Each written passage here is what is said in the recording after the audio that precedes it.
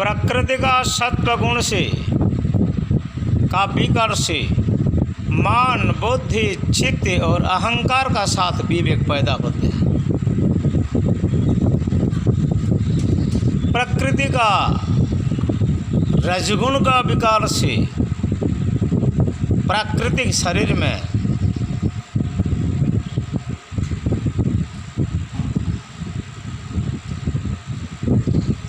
चक्षु, श्रोत्र, घ्राण, रसा और त्वक, ये 5 ज्ञानेंद्रिय इसका सृष्टि। और तम गुण से वाक, पाणी, पायो, पाद, पायो, उपस्थ, 5 कर्मेंद्र का सृष्टि। अब आ जाओ और इसका शुद्ध विकार से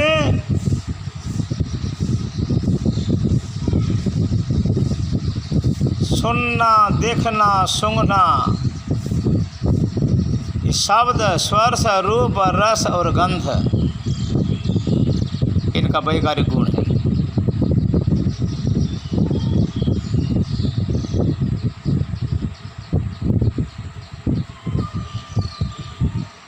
शब्द ऊंची, मध्यम और धीमी। स्पर्श चिक्कण और कंकण के तरह मस।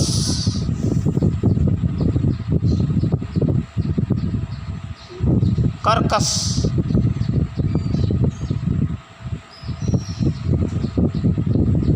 स्पर्श से गर्मी, सर्दी, चिक्कन इसका पता भी चलता है। रूप काला, गोरा, सांवरा। रस मीठो, ख्यार, कड़वा, तीखी। और खटास, खटाई, ये 6 रस। रूप सुंदर, असुंदर या मध्यम। गंध सुगंध, दुर्गंध, मिश्र गंध और निर्गंध।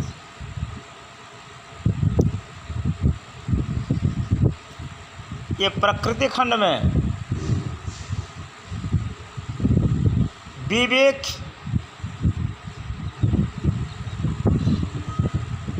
बुद्धि, मन, अहंकार, चित्त से परे है, शुद्ध है। Vivax other name is God. मन तो संकल्प करता है, विकल्प करता है। विवेक का प्रकार भेद नहीं है, विवेक एक ही विवेक है। मन, संकल्प, विकल्प, निर्विकल्प और अकल्प।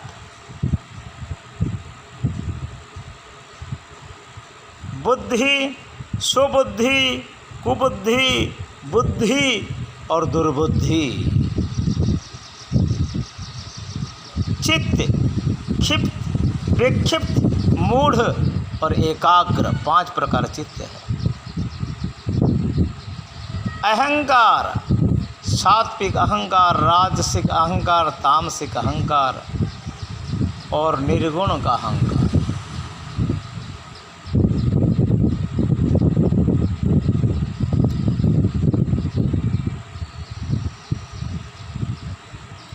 ज्ञानेंद्रिय जो 5 हैं,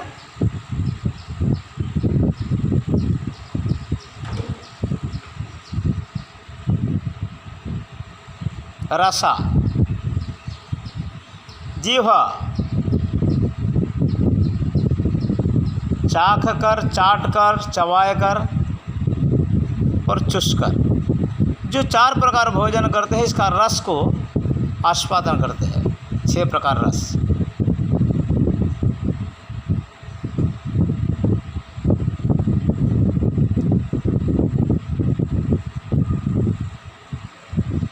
रसा, त्वचा, ये सर्दी गर्मी बारिश धूप छाया का अनुमान करते हैं। कान शब्द ग्रहण करते हैं, आँख रूप दर्शन करते हैं।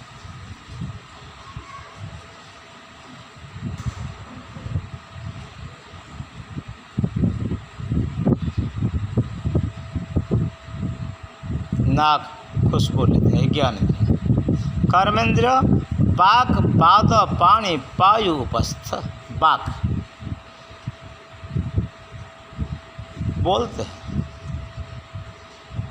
वाणी कुछ कथा कहते हैं। पानी हाथ, लेना देना। पाद आना जाना करते हैं। पायु मल त्याग करते हैं। उपस्थ मूत्र त्याग करते हैं और मैथुन करते हैं। इनका स्वाभाविक धर्म है। फिर सात्विक गुण में, राजसिक गुण में, तामसिक गुण में इनका प्रकार भेद हो जाता है।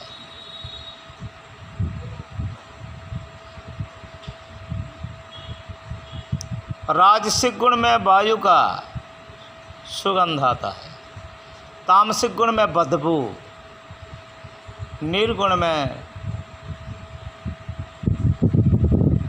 कुछ नहीं, केवल वायु ही वायु है। और मिश्र गंध में भला बुरा दो प्रकार गंध खुशबू आता है। अग्नि सत्व गुण में चावल पक्के करता है।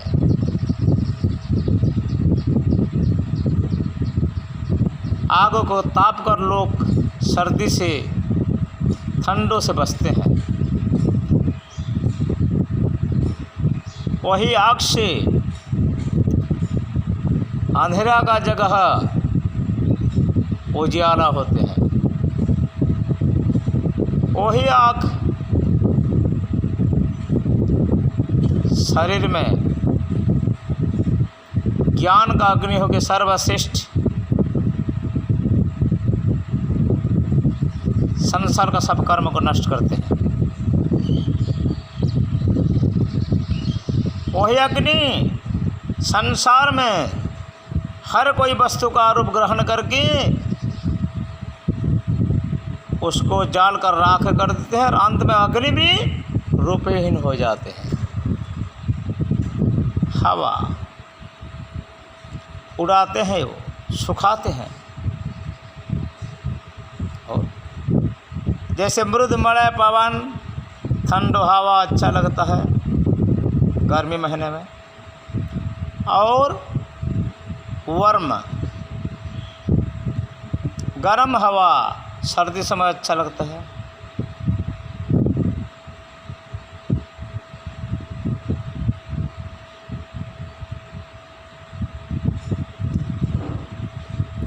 अग्नि में क्रोध अग्नि, क्रोधाद भवति सम्मोहम, सम्मोहात् स्मृति विभ्रमः, स्मृति भ्रंशाद बुद्धिनाशः, बुद्धिनाशाद प्रणश्यति। गीता। मोह सकल व्याधिन्नकर मूला सम्मोहम। इसका पहला चरण में है ध्यायतो विषयान पुंसान संगस्त्वेषु उपजायते, संगात संजायते, कामः कामात् क्रोधाभिजायते, क्रोधात् भवति सम्मोहम, सम्मोहात् स्मृति विभ्रम, स्मृति भ्रंशात् बुद्धिनाश, बुद्धिनाशात् प्रणश्यति। ये भी हमको जानना चाहिए। फिर आ जाओ, जो बुद्धि कुछ विवेचना करते हैं, अहंकार, सब काम करने का जोश मिलता है। वह कर्म सुकर्म हो, कुकर्म हो या दुष्कर्म हो, अकर्म हो, विकर्म हो या कर्म हो, संचित प्रारब्ध क्रियमाण कर्म हो, ये कर्म का भेद है। लेकिन ये कर्म करने वाला कौन है? इंद्रिया है, कर्मेंद्रिया, ये सब कर्म करते हैं।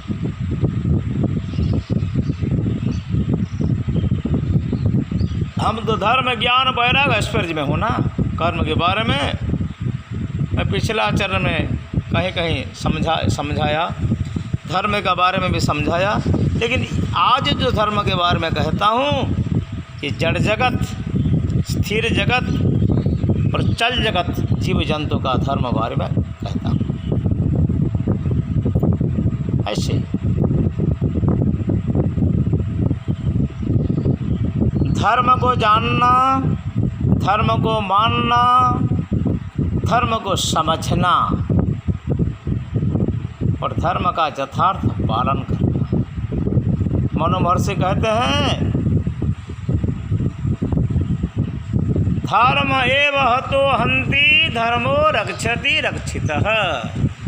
धर्म एव हतो हन्ति, जो धर्म को हनन करते हैं उनको धर्म भी नष्ट करते हैं। धर्मो रक्षति रक्षितः, धर्म उनका रक्षा करते हैं।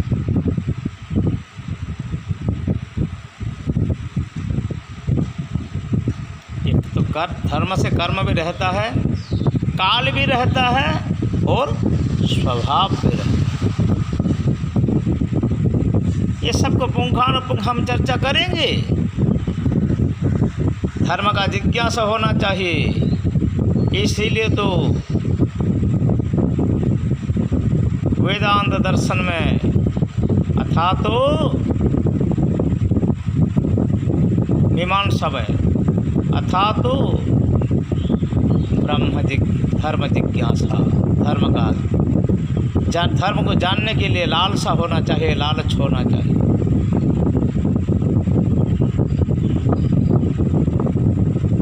इसका बाद हम जीवों के बारे में, हर जीवों की और प्रकृति के बारे में ये धर्म है।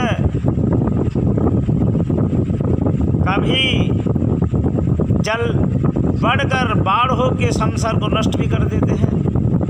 जल नहीं होने से खेती किसानी नहीं होते, जल ज़्यादा होने से खेती किसानी को नुकसान पहुंचाता है। हवा भी ऐसे,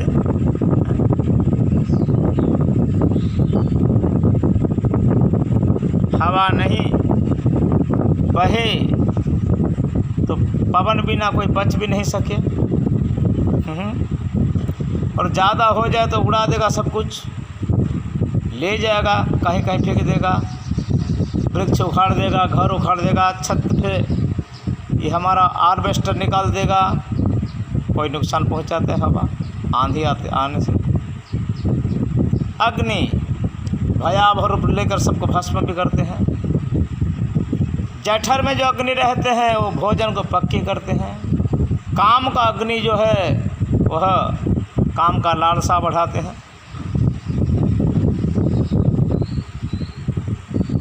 सबका भेद है